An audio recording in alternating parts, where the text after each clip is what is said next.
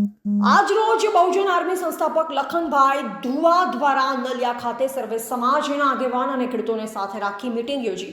આજરોજ લખનભાઈ ધુવા દ્વારા અબડાસા તાલુકામાં થતા ખેડૂતોને અન્યાયના વિરોધમાં તારીખ 7/4/2025ના રોજ હાઈવે ચક્કાજામ કરવામાં આવશે, જેમાં મોટી સંખ્યામાં લોકોને જોડાવા આહવાન કરાયું. થોડા દિવસ પહેલા ખેડૂતોને તાત્કાલિક વીજ કનેક્શન આપવામાં આવે તે માટે અબડાસાના ખેડૂતો સાથે રાખી લખનભાઈ ધુવા દ્વારા ભુજ કલેક્ટર સાહેબને આવેદનપત્ર પાઠવવામાં આવ્યું, જેમાં જણાવાયું હતું કે જો 15 દિવસમાં ખેડૂતોને કનેક્શન આપવામાં નહીં આવે તો નલિયા હાઈવે ચક્કાજામ કરવામાં આવશે, જેને લઈ આજ રોજ અબડાસાના ખેડૂતો તેમજ જિલ્લા પંચાયતના સદસ્ય પીર તકીછા બાવા, લખનભાઈ ધુવા, મંજીભાઈ મહેશ્વરી, દિવ્યરાજસિંહ જાડેજા વગેરે અન્ય સમાજના લોકોની મીટિંગ યોજાઈ.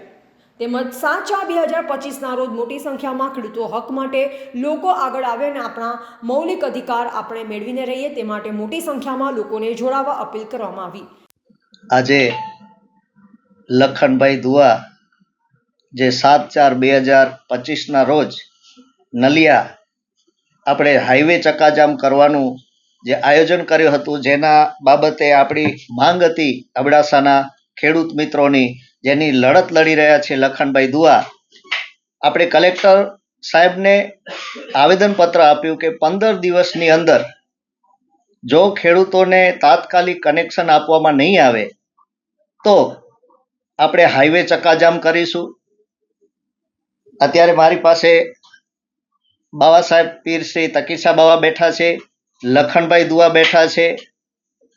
હવે મારે ખાલી તમારા મીડિયાના માધ્યમથી અબડાસાની જનતાને આમના પરિચયથી મારે વાકેફ કરવા પડે એ યોગ્ય નથી, કેમ કે દરેક વ્યક્તિ આમના કાર્યશીલને લીધે સૌ કોઈ ઓળખે છે. છેલ્લા 5 મહિનાથી લખનભાઈ અબડાસાના શિક્ષણના મુદ્દા હોય, તાત્કાલિક શિક્ષણ અપાયા છે. તે દલિત સમાજમાંથી આવે છે લખનભાઈ દુઆ.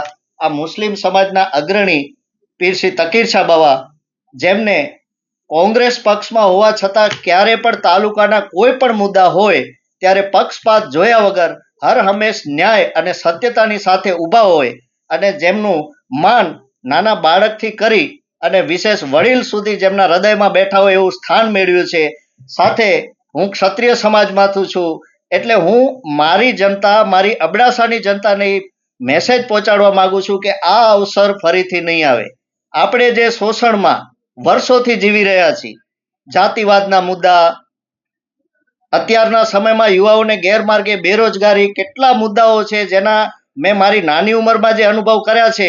તો આ તો વરિષ્ઠ વડીલો બેઠા છે અને આ બધા સાથે મળીને જો આવો અવસર મળ્યો છે કે સાથે મળી અને અબડાસાના મુદ્દાઓ, જેવા કે એક તો ગોરાડ પક્ષીનો જે મુદ્દો છે, આપ સૌ જાણો છો કે આપણને બેવકૂફ, અબડાસાની જનતાને બેવકૂફ બનાવવામાં આવ્યા છે.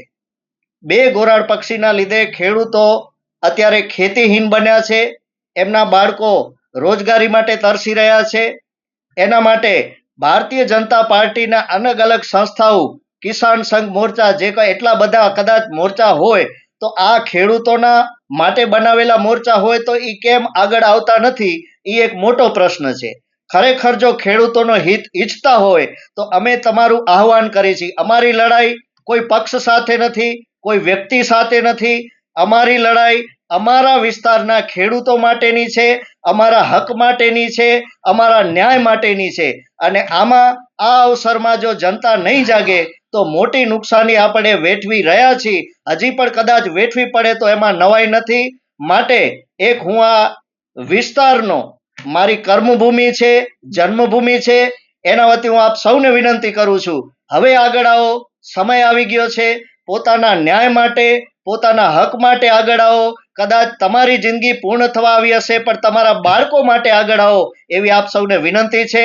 અને 7/4/2025ના રોજ મોટી સંખ્યામાં એક સત્યની તાકાત શું છે, આપણી કોમી એકતા શું છે, આપણે અવારનવાર બોલતા તો હોય છીએ, પણ અત્યારે એક અવસર આવ્યો છે, સમય આવ્યો છે, બધા સાથે આવી અને આપણે બતાવી દઈએ કે જ્યારે જ્યારે ન્યાયની લડત હોય, ધર્મની લડત હોય, ત્યારે અબડાસા વીરભૂમિ છે અને સમગ્ર અબડાસાની જનતા એકજૂટ થઈ અને તમારી તાકાતનો ફરી પરિચય કરાવે તેવી હું સૌને આશા રાખું છું આપ સૌ પાસે. અને મોટી સંખ્યામાં 7/4/2025ના આપ સૌ જોડાશો.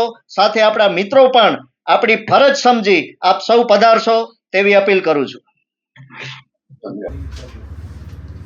આજ રોજ નલિયામાંથી યુવા સર્કલ અમને મળવા આવ્યું અને એમાં એવી ચર્ચા થઈ કે ખેડૂતોને બહુ તકલીફો છે અને ખેડૂતો માટે લડવા નિષ્પક્ષીય, કોઈ પક્ષની રીતે નહીં, નિષ્પક્ષીય લડાઈ લડવા આહવાન કરવામાં આવે અને નવજવાન ખાસ કરીને એ પ્રોગ્રામમાં હાજરી આપે એવી અપેક્ષા પણ રાખીએ છીએ અને આપણા પર વિશ્વાસ પણ રાખીએ છીએ. આજે ઘણા સળગતા પ્રશ્નો છે. આપને ખ્યાલ હશે કે આવા સળગતા પ્રશ્નોને જે ઉઠાવવામાં આવે ને લડત લડવામાં આવે તો એ પ્રશ્નો પણ હલ થાય છે અને લડાઈ લડીને થાય છે. લખનભાઈએ પણ આ પ્રશ્નો જ્યારે લડ્યા ત્યારે આજે હોસ્પિટલની અંદર નવું બાંધકામ પણ થયું છે અને હોસ્પિટલની અંદર ડૉક્ટરની રીતે વ્યવસ્થા કરવામાં આવી છે. એવી જ રીતે ચક્કાજામ કરવા માટે, રોડને ચક્કાજામ કરવા માટે આજે જે તમે નવજવાનો અહીંયા આવ્યા છો, અમને આમંત્રિત કરો છો, અમે વિશ્વાસ આપણા ઉપર રાખીએ છીએ કે વધુમાં વધુ જવાનો ભેગા થાય અને આપણા વીરાબડાની સર્કલ પાસે વધારેમાં વધારે આપણે રોડ બંધ કરવા માટેનો અને સરકારની આંખો ખોલવા માટેનો એક પ્રોગ્રામ રાખવામાં આવશે. વક્તા બધા ત્યાં મળશે અને વક્તવ્ય પણ દેશે. પણ હું તકીશા બાવા આપને ખાસ ભલામણ કરું છું અબડાસાવાસીઓને કે મહેરબાની કરી વધારેમાં વધારે જવાન આપણે એક ઘરને તમે એક આજે નીકળો તો નિર્ણય લઈ જાઓ કે હું 5 જણા તો લઈ જાઉં. આવા ભાઈ બંધ તો હોય ને તમારી પાસે, 1ના 5 તો તમે કરી શકો ને. આપણે 1ના 50 કરવા છે પણ 5 તો કરો પહેલાં. 1ના 5 તમે અહીંયા ઉઠો તો જેને માનતા હો, મા સાબરાને માનતા હો, કોઈ વલીને માનતા હો, કોઈ પંથ નથી, કોઈ આપણે બધા એક છીએ અને એ બતાવવું છે.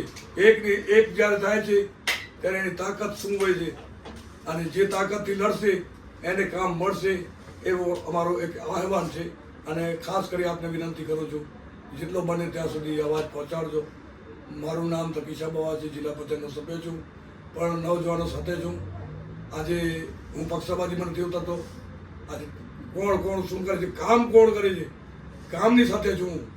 આપણા લોકોના કામ કરશે તો હું એની સાથે ખુલ્લોમાં ખુલ્લો આવી કરીને પણ લડાઈ લડીશ એવી હું આપને વિશ્વાસ અપાવું છું. જય હિન્દ.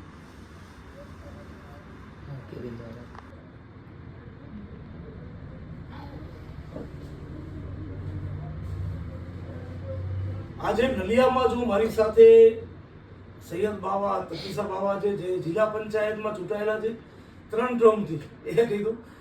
મારી સાથે દિવ્યરાજસિંહ જડેજા છે, જે સામાજિક આગેવાન છે અને મારા ખાસ મિત્ર પણ છે.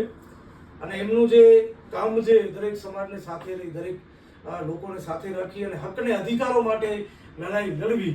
મારી સાથે મનજીભાઈ પપલ છે, એ તાલુકા પંચાયતમાં ચૂંટાયેલા છે કોંગ્રેસમાંથી અને એમનો પણ હંમેશા સપોર્ટ રહ્યો છે.